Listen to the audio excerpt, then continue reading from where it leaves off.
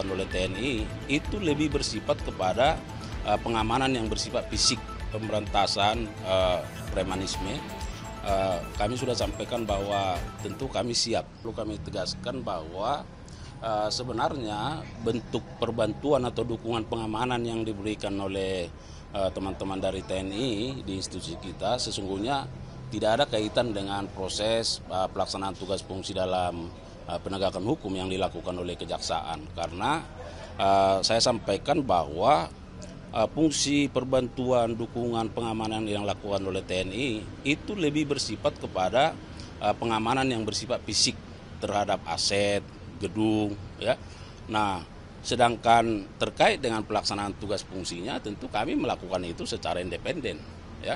Jadi tidak ada jangan ada kekhawatiran bahwa dengan adanya TNI lalu akan ada intervensi. Ya buktinya selama ini terkait penanganan koneksitas kita umumkan juga, ya kan. Nah, termasuk perkara-perkara yang lain, ya. Jadi tidak berkaitan. Jadi murni bahwa TNI dengan MOU yang kita miliki, salah satu butirnya itu adalah bahwa TNI dapat memberikan bantuan dukungan terhadap pelaksanaan tugas fungsi dari kejaksaan. Dan kita juga memberikan dukungan bantuan terhadap TNI dalam bentuk lain. Ya, jadi ini bentuk kerjasamanya. Nah, pertanyaan besarnya adalah apakah TNI masih memiliki kewenangan dalam konteks pengamanan selain pertahanan? Nah, kalau kita mengacu ke Undang-Undang TNI itu, ya di pasal 7 kalau tidak salah di ayat 2 itu tegas dinyatakan bahwa TNI dapat memberikan dukungan bantuan pengamanan terhadap aset-aset atau objek vital strategis. Nah, tentu kejaksaan ini kan merupakan objek vitalnya negara, ya, yang sangat strategis.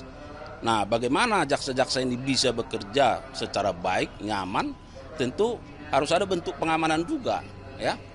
Nah, itulah yang dikolaborasikan, dikerjasamakan. Jadi kami sampaikan bahwa tidak perlu ada kerisauan misalnya bahwa dengan adanya pengamanan TNI maka akan ada intervensi, ya.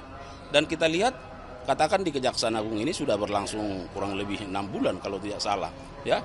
Ada perbantuan pengamanan yang dilakukan oleh TNI, tapi teman-teman media bisa merasakan misalnya apakah ada semakin mempersulit misalnya, kan tidak. Hanya bentuk pengamanan sebagai antisipasi, ya.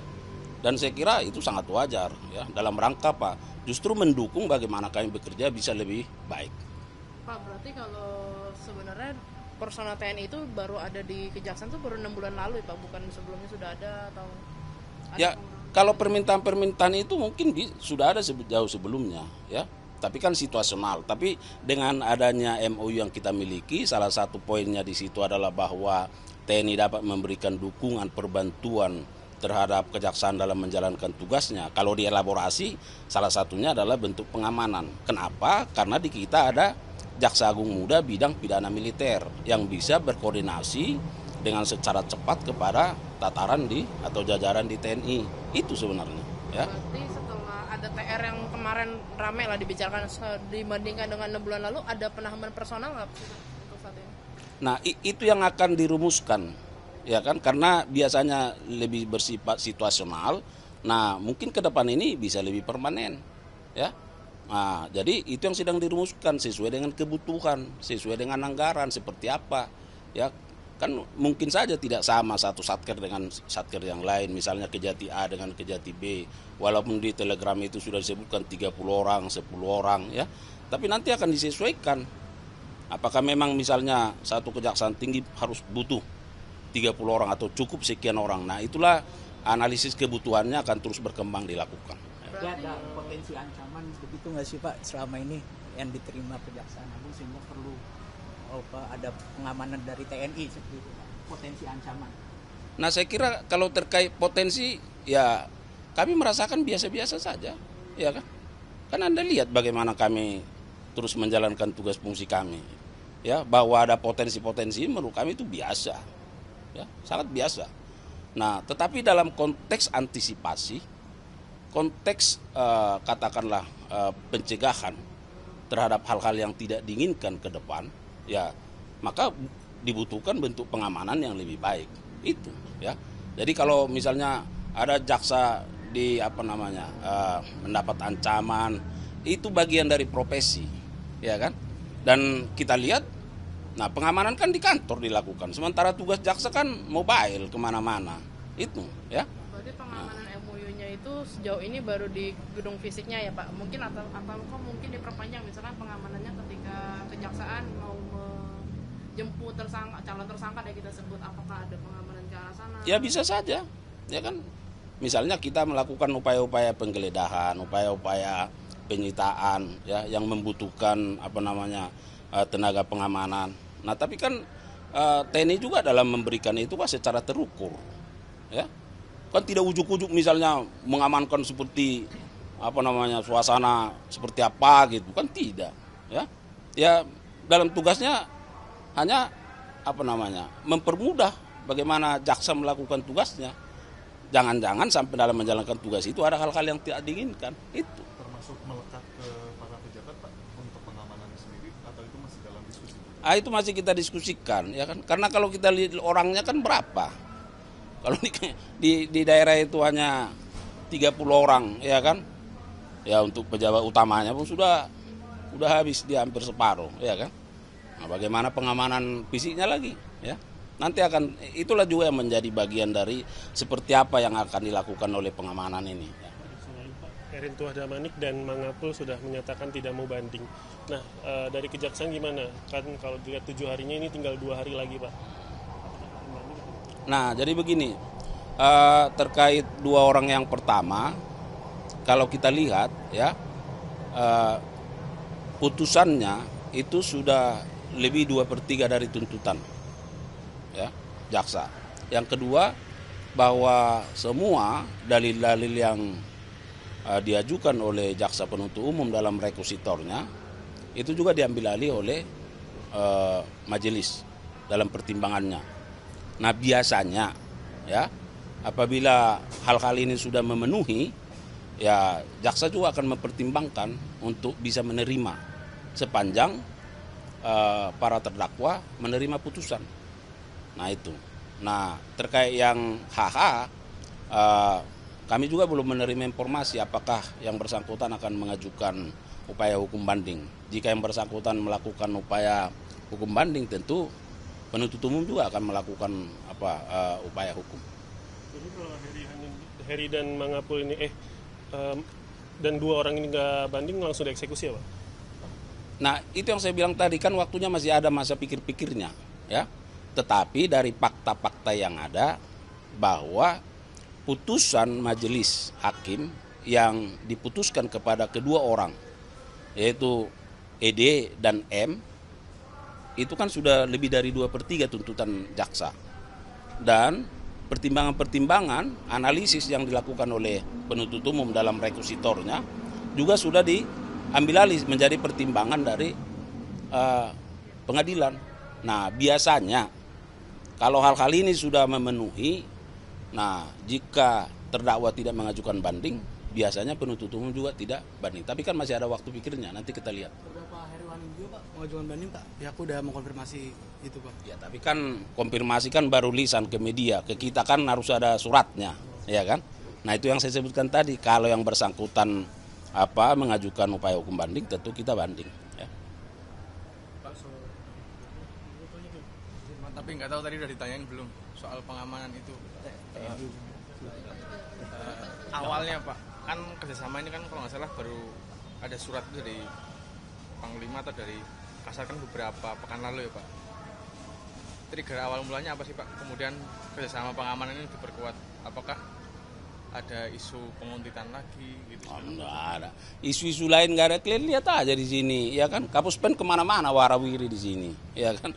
Nah, di luar juga kita warawiri, nggak ada masalah. Itu yang saya sebutkan tadi, bahwa ada MOU antara Kejaksaan Agung dengan TNI. Nah, kalau nggak salah dari 8 poin itu, salah satu butirnya itu adalah terkait dengan TNI dapat memberikan dukungan perbantuan terhadap pelaksanaan tugas fungsi kejaksaan. Ya, salah satunya adalah dari sisi keamanan itu loh, pengamanan. Itulah yang diwujudkan dalam telegram kemarin, ya. Nah, jadi Jampitmil tentu berkoordinasi, ya. Pak, tapi kalau soal pengamanan kan biasanya diasosiasikan dengan Polri ya Pak. Apakah di Kejagung itu kenapa bukan Polri yang menjaga? Apakah nggak ada MOU-nya atau pertimbangannya apa sih Pak? Itu yang saya sebutkan tadi, bahwa pertanyaan besarnya apakah TNI masih memiliki kewenangan untuk melakukan pengamanan, ya, di Undang-Undang TNI ya yang 2004. Nah ini kan masih sekarang baru kan. Nah di pasal 7 itu ayat 2 coba dibaca, ya, bahwa TNI dapat melakukan pengamanan terhadap objek-objek vital yang bersifat strategis itu. Nah kemudian di kami ada Jaksa Agung Muda bidang pidana militer. Ya tentu dalam menjalankan tugas fungsinya ya berkoordinasi dengan TNI, diwujudkan dalam bentuk MOU. Salah satu poinnya adalah itu tadi pengamanan.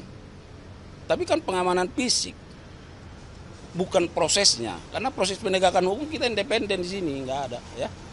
Nah baik, jadi terkait dengan upaya-upaya pemberantasan premanisme, kami sudah sampaikan bahwa tentu kami siap, ya, sebagai pembantu presiden, ya, memberikan hal terbaik dalam rangka bagaimana mengatasi, ya, kondisi-kondisi premanisme yang ada. Nah, ada dua hal. Yang pertama terkait dengan upaya-upaya pencegahan, ya, bahwa kami memiliki instrumen intelijen yang akan terus meningkatkan proses pemberian sosialisasi terhadap para organisasi masyarakat, ya, yang bekerja sama baik di pusat maupun di daerah tentunya, katakanlah dengan kantor Kesbang Pol, ya, kemudian dengan tokoh-tokoh masyarakat, ya, tokoh-tokoh adat, tokoh pemuda, dalam rangka apa? Memberikan pencerahan sosialisasi terkait dengan kesadaran hukum, ya, bahwa salah satu fungsi kejaksaan itu adalah bagaimana menciptakan ketertiban umum. Nah tentu nanti fungsi-fungsi instrumen dari intelijen ini yang akan bekerja, dan ini sebenarnya sudah kami lakukan, ya, tetapi akan lebih diintensifkan dalam rangka bagaimana masyarakat lebih mengenal hukum dan menjauhi hukuman, ya. Inilah tagline yang akan terus dibangun supaya organisasi-organisasi kemasyarakatan kita betul-betul bisa memahami arti pentingnya terkait dengan ketertiban umum. Nah yang kedua, dari sisi penindakan tentu yang menjadi penyidikan teman-teman di Polri. Posisi kami adalah sebagai penuntut umum. Nah dalam kaitan ini kita juga sedang membuat katakanlah satu surat, ya, yang akan kita tujukan ke daerah dari pimpinan terkait dengan bagaimana intensivitas dari pelaksanaan tugas intelijen dalam rangka melakukan sosialisasi dan juga fungsi penuntut umum dalam rangka bagaimana sebagai penuntut umum supaya lebih tegas, ya, terhadap perkara-perkara yang terkait dengan tindakan kekerasan yang dilakukan oleh katakanlah tanda petik premanisme, ya, sehingga kita akan komit terhadap penegakan hukumnya yang itu dilakukan oleh fungsi-fungsi dari jajaran Jampidum. Nanti kok jatuhnya cuma Pidum doang atau bakal ke Pitsus juga? Kan terbilang premanisme ini kadang di backing sama pejabat-pejabat tertentu, dia nyetor-nyetor, kan itu masuk penyelewengan ini yang kuasa, Pak, yang masuk dalam Pidum. Nah, kan harus dibedakan, kan harus dikembalikan ke unsur-unsur apa sih yang dimaksud dengan tindak pidana korupsi, ya kan? Nah, jadi tidak semua katakanlah seperti yang disampaikan tadi itu menjadi bagian dari tindak pidana korupsi, ya kan? Nah, itu akan nanti dipelajari secara situasional seperti apa kasusnya di lapangan, ya.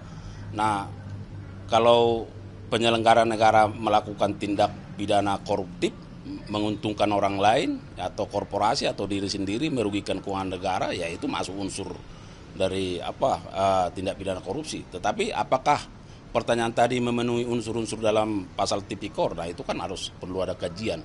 Nah tetapi yang kami sampaikan bahwa tindakan-tindakan premanisme ini kan mencederai rasa ketertiban kenyamanan masyarakat. Nah ini yang harus perlu diantisipasi. diantisipasi melalui apa? Proses sosialisasi yang lebih intensif, lebih masif dilakukan supaya organisasi masyarakat ini memahami tentang pentingnya ketertiban umum. Nah, sedangkan fungsi-fungsi penegakan hukum dalam hal ini tentu jajaran Jampidum, karena ini merupakan bagian dari street crime atau general crime, ya, atau tindak pidana umum, maka fungsi-fungsi kami di sini akan lebih intens, lebih tegas dalam rangka menegakkan hukum terkait dengan tindak pidana atau kejahatan yang bersifat premanisme, kategori premanisme, ya. Kasus korupsi di Sintex gimana artinya? Apakah sudah ada tersangka yang ditetapkan? Kan minggu lalu juga Kejagung memeriksa salah satu akuntan di. Iya, terkait dengan itu masih berproses, ya. Saya kira kita harus bersabar menunggu karena penyidik juga secara intens, ya, melakukan upaya-upaya mengumpulkan bukti-bukti, ya. Nah, tentu kan harus dilihat apakah bukti-bukti nanti merupakan bagian dari perbuatan melawan hukum. Nah, itu dia, untuk mencari siapa yang bertanggung jawab. Itu sekarang sedang dilakukan prosesnya, ya. Kita tunggu saja. Masih penyidikan umum berarti ya Pak? Iya, masih bersifat umum. Kalau tersangka udah ada kemungkinan? Belum. Ya. Berarti kerugian negara ya belum bisa disangka. Itu semua yang mau digali, ya kan? Itu yang sedang dicari, ya kan? Makanya berbagai pihak diminta kesaksiannya, ya, untuk menggali itu, ya. Apakah ada perbuatan melawan hukum di sana atau dan juga ada kerugian keuangan negara, ya, untuk memenuhi maksud dari Undang-Undang Tipikor, ya. Kasus suap vonis lepas CPO, sejauh ini publik masih mempertanyakan kok bisa aliran dananya nggak mengacu kepada orang-orang yang punya modal, karena sejauh ini tersangkanya adalah cuma penyedia jasa. Nah, apakah Kejaksaan Agung masih percaya mereka ini adalah orang yang bisa mengeluarkan uang untuk menyuapkan? Nah, berbagai kesempatan saya sudah sampaikan bahwa tentu semua didasarkan pada keterangan-keterangan, ya, pada keterangan-keterangan, dan penyidik kan tidak berhenti, dan itu sekarang sedang berproses, ya, untuk melihat, mendalami apakah ada peran pihak lain di sana, apakah ada peran dari korporasi misalnya, ya, apakah ada peran pihak-pihak yang lain. Nah, dari keterangan yang disampaikan, ya, katakanlah AR, MSY, ya, MSY itu menyatakan bahwa sumber dananya kan dari yang bersangkutan. Nah, tetapi kita kan nggak berhenti juga. Nah, apakah memang sekelas MSY misalnya punya potensi untuk mengeluarkan dana sebanyak mungkin, ya, sebanyak itu hanya untuk mengamankan perkara ini? Nah, itulah sekarang yang sedang digali, ya. Penyidik juga sama pikirannya dengan publik, dengan media, ya. Oleh karenanya dalam berbagai rilis kan kita sudah sampaikan bahwa penyidik dalam melakukan pemeriksaan terus, ya, memanggil, meminta kesaksian, keterangan dari berbagai pihak untuk mengungkap itu, ya, untuk mengungkap itu. Nanti kita lihat bagaimana perkembangannya, ya.